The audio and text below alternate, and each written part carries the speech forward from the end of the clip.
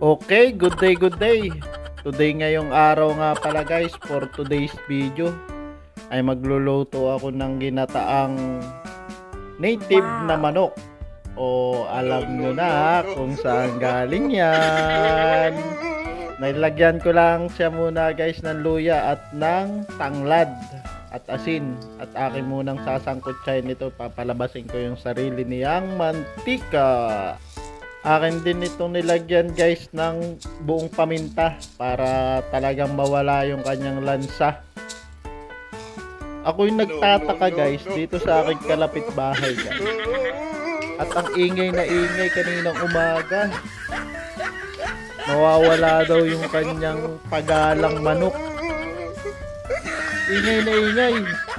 Tawag ng tawag doon sa manok niya, hindi na daw niya makita. Joke lang guys, hindi yan galing sa aking kalapit bahay. Sarili namin yung manok. At yan na nga guys. Yan ay ang itsura niya nung nasangkot siya. Nagsilabasa na yung kanyang mga sariling mantika. Grabe kataba. Saka akin nilagyan ng pangalawang gata guys.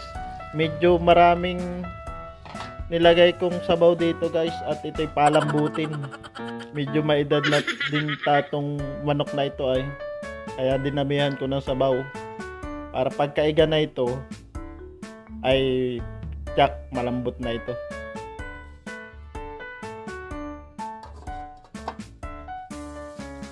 Yan na guys, nung maiga na yung nilagay kong sabaw kanina. Grabe talaga kataba na itong manok na ito. Kaya naman pala yung kalapit bahay namin ay tudo hanap. Ay napakataba pala na itong manok na ito. Joke lang guys. Nilagay ko na rin guys yung unang gata. Yan guys, hihintayin ko lang yung magmanti-mantika. At gusto ko yung medyo tuyo ang pagkakaluto. Para suot na suot ang lasa ng native na manok. Nilagyan ko rin siya guys ng 2 pirasong sili. Pampabango. Nilagyan ko rin guys ng kunting pampalasa, MSG.